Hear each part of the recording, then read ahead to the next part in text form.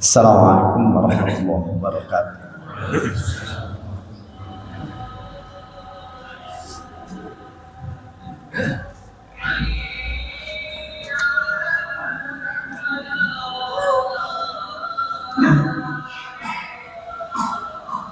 Alhamdulillah.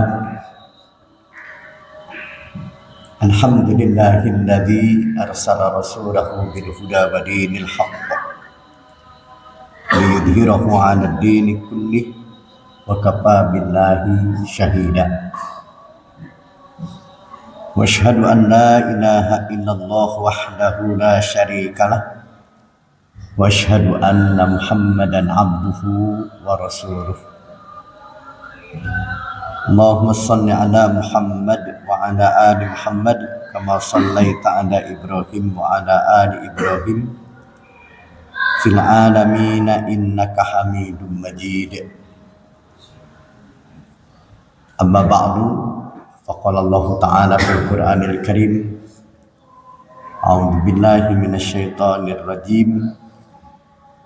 Ya ayyuhalladzina amanu taqullaha haqqa tuqatih wa la tamutunna illa wa antum muslimun. Wa qala aidan fi ayatil ukhra, innama yataqabbalullahu minal muttaqin.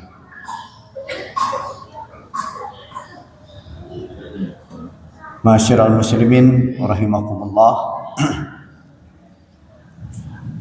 ittaqullaha haqqa tuqatih wa la tamutunna illa wa antum muslimun.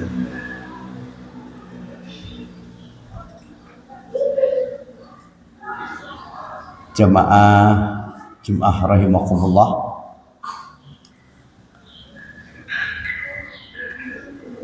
Nabi Shallallahu Alaihi Wasallam diperintahkan oleh Allah Subhanahu Wa Taala untuk membacakan atau menyampaikan kisah peristiwa pengorbanan dua anak Adam, yakni Qabil dan Habil.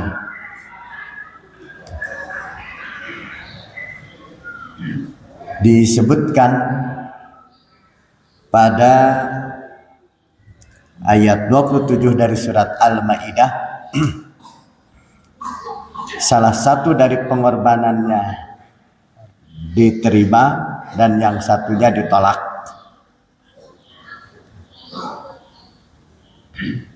Siapa yang diterima, siapa yang ditolak, sudah mafhum semuanya bahwa kisah ini adalah kisah Habil dan Qabil. Ketika Qabil mengetahui bahwa pengorbanan dirinya tertolak, maka dalam konteks basyariahnya muncul sifat hasud. Tidak siap menerima dengan berita tersebut. Maka keluarlah ancaman dengan kalimat la'aqtulannak. Kata Qabil, aku benar-benar akan membunuhmu. Dan peristiwa ini benar-benar terjadi dan menjadi peristiwa pertama terjadinya pembunuhan di muka bumi ini. Saat ancaman disampaikan, maka Habil berkata, innama yataqabbalullahu minal muttaqin. Hanya saja Allah menerima amal itu dari orang-orang yang bertakwa. Artinya amalan boleh sama, baik prakteknya, bacaannya, dan segala sesuatunya. Tetapi yang membedakan adalah ketakwaan. Ayat ini mempertegas kepada kita bahwa bukan seberapa banyak dari kuantitas amal itu harus saya lakukan,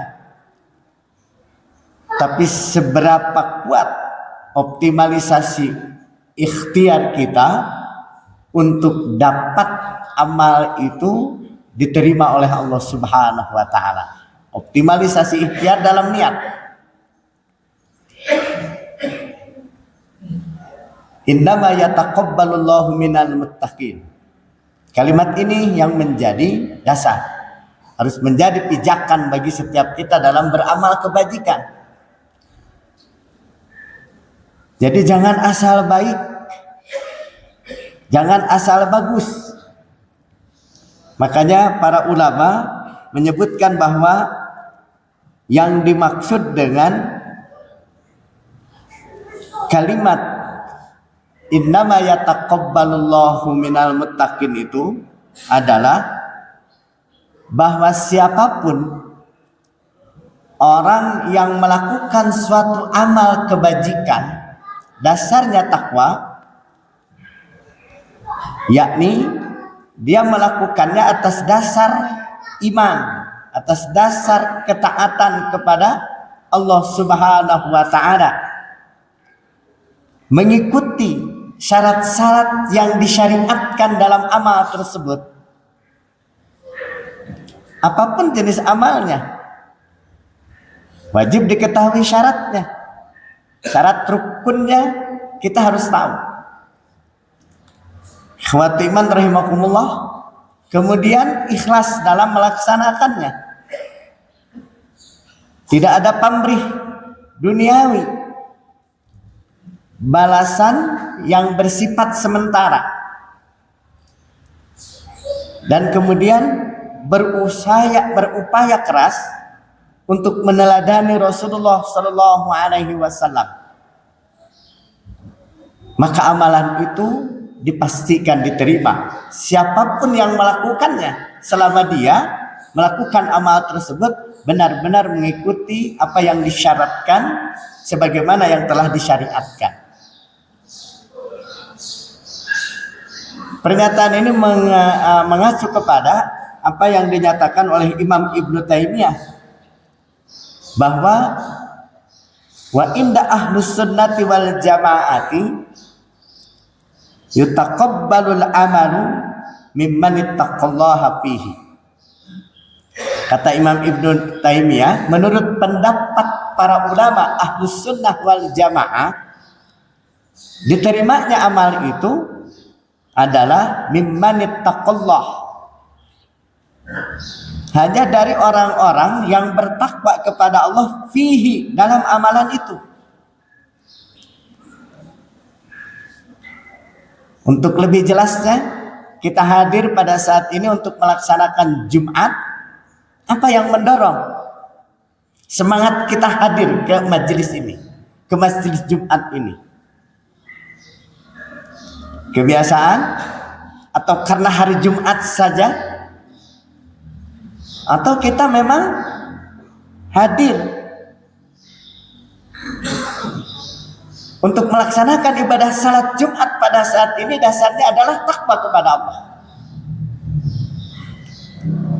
Dan itu semuanya tidak ada siapapun yang dapat menilainya. Apakah khotib hadir ke sini dasarnya takwa? Apakah makmum jamaah Jum'ah hadir ke sini dasarnya takwa? Semuanya silahkan diolah dalam kekuatan niat yang ada dalam lubuk hati kita masing-masing. Luruskan niatnya.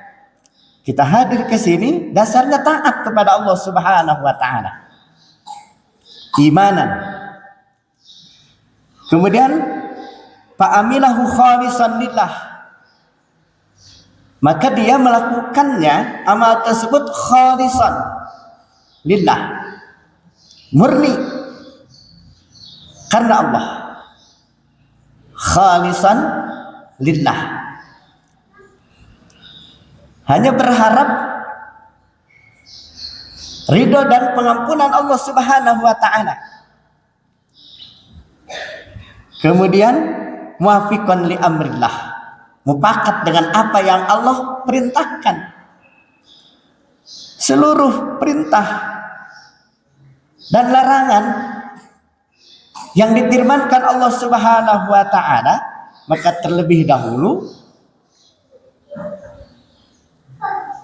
Allah mengajarkannya kepada Rasulullah sallallahu alaihi wasallam, maka kemudian kita diperintahkan untuk meneladaninya.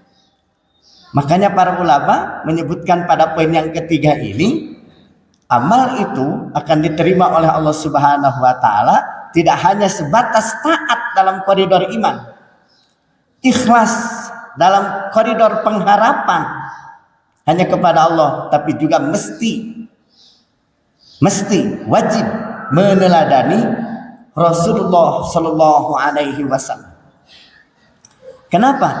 Karena ketika terjadi improvisasi dalam ibadah, ada hal-hal yang baru masuk pada pelaksanaan suatu ibadah, maka Rasul bersabda, wa kullu muhdatsin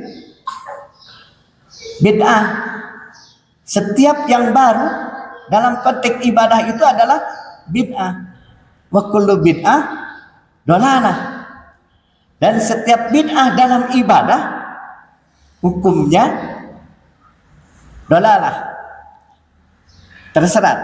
tersesat. Wa kullu dolalatin fitnah. Di sini pentingnya kita untuk kemudian menjaga tiga hal ini dalam maknawiyah takwa. Ada iman, ada ketaatan, ada keikhlasan, ihtisaban, kemudian berupaya meneladani Rasulullah sallallahu alaihi wasallam, bahwa amalan itu dilakukan oleh kita benar-benar dalam konteks takwa kepada Allah. Faman taqahu fi amalin taqabbalahu minhu wa in kana asiyan fi ghairihi. Jika amalan itu dasar dalam pelaksanaannya takwa kepada Allah, ya, amal Jumat kita saat ini dasarnya takwa kepada Allah, dasarnya taat, imanan, dasarnya ikhlas, ihtisaban, dasarnya muafiqan li amrillah, meneladani Rasulullah sallallahu alaihi wasallam, maka taqabbalahu, amal itu diterima oleh Allah Subhanahu wa taala, wa in kana asiyan fi ghairihi, walaupun keadaan orang itu pada amal yang lain dia masih maksiat, masih durhaka. Jadi artinya tidak membutuhkan takwa, kesempurnaan takwa itu sendiri. Dari masing-masing amal ketika dasarnya takwa, maka amal itu pasti diterima. Sekalipun masih ada amalan lain yang dilakukan, amalan lain yang maksiat yang dilakukan oleh dirinya. Ya, makanya nanti di akhirat itu kedua amalan itu dihimpunkan. Wa may ya'mal misqala dzarratin khairan yarahu wa may ya'mal misqala dzarratin syarran yarahu. Dua-duanya ditampakkan, dihitung dan diberi balasan. Ya, dalam waktu-waktu yang sempit, ya, kita sholat sehari 5 kali, waktunya sempit, 5-10 menit, 50 menit saja. Ya, untuk 5 waktu tersebut fokuskan amal tersebut lillahi ta'ala dalam konteks ikhlasnya. Fokuskan amal tersebut taat, ya, sehingga kita terus berusaha mencari bagaimana agar hati ini senantiasa tunduk hanya taat kepada Allah Subhanahu wa taala. Kemudian berupaya seluruh gerakannya, seluruh bacaannya meneladani Rasulullah sallallahu alaihi wasallam. Ya, apakah itu salat, apakah itu saum, apakah itu haji, apakah itu umrah dan lain sebagainya. Seluruh amalan tegakkan di atas dasar takwa. Jamaah rahimakumullah, kenapa ada kalimat wa in kana asiyan bi ghairihi? Walaupun keadaannya masih maksiat dalam amalan yang lain. Karena tidak akan ada manusia yang bisa mencapai pada tingkat kesempurnaan takwa. Hanya Nabi yang sudah mendapatkan jaminan seluruhnya. Kemudian ada sahabat-sahabat yang kemudian telah dijaminkan oleh Allah Subhanahu wa taala. Selain itu semuanya, termasuk kita tidak mendapatkan jaminan-jaminan seperti itu. Karena itulah hendaknya kita senantiasa mengoptimalkan momen-momen muqarabah kita dengan Allah itu untuk terus menjaga hati agar senantiasa berada dalam ruang lingkup takwa kita kepada Allah Subhanahu wa taala. Kemudian yang terakhir kata Imam Ibnu Taimiyah, "Wa man lam yattaqihi fihi lam yataqabbalahu minhu wa in kana muti'an fi ghairihi." Ketika dasarnya bukan takwa pada amalan tersebut, amal itu tidak diterima walaupun dia taat pada amalan yang lain, maka amalan yang ditaatinya itu yang diterima. Nah, ketika amalan yang ini dilakukan karena maksiat, bentuk maksiatnya macam-macam. Ya, bentuk maksiatnya macam-macam. Ya, umpamanya merubah suatu gerakan, ya, merubah suatu bacaan, ya, atau menambah atau mengurangi dari ketentuan yang telah disyariatkan. Itu bisa masuk pada wilayah maksiat. Makanya dalam surat Al-Ahzab 36 ya, Allah berfirman, "Wa ma kana lil mu'minin wa la mu'minatin idza qadallahu wa rasuluhu amran ay yakuna lahumul khiyaratu min amrihim. Wa may ya'sillaha wa rasulahu faqad dhalla dhalalan mubina." Tidak layak bagi mukmin baik laki maupun perempuan ketika Allah dan Rasulnya telah menentukan suatu urusan, kemudian dia khiyarah, pilih-pilih. Dia menentukan suatu urusan ibadah menurut seleranya. Haram hukumnya. Wa may ya'sillaha wa rasulahu faqad dhalla dhalalan mubina. Barang siapa yang maksiat kepada Allah dan Rasulnya, maka sungguh dia dalam kesesatan yang nyata. Bisa jadi seseorang itu salat tetapi kemudian nilainya asian, dia sedang maksiat kepada Allah. Kenapa? Karena dia salat bukan karena taat kepada Allah tapi mengikuti sahabatnya. Kumaha ngeunahna cek sorangan. Ini tertolak, ya. Maka dalam Al-Jasiyah 18 Allah Subhanahu wa taala berfirman, "Summa ja'alnaka 'ala syari'atin minal amri fattabi'ha." Kemudian kami jadikan untuk Muhammad tiap urusan itu syariah. Maka kewajibannya hanya satu, ikuti. Ya, Allah telah menjadikan Muhammad adalah sosok keteladanan yang kemudian diciptakan oleh Allah sebagai sosok yang senantiasa mengikuti syariat Allah. Wala tattabi ahwa alladziina la ya'lamun. Kita punya kewajiban untuk menundukkan syahwat akal kita kepada apa yang disyariatkan, bukan akal kita digunakan untuk mengotak-atik syariat. Inilah hakikat dan maknawiyah takwa. Mudah-mudahan jemaah-jemaah kita semuanya senantiasa mendapatkan perlindungan dari Allah Subhanahu wa taala untuk senantiasa hidup berada dalam taufik dan hidayahnya. Barakallahu li wa lakum.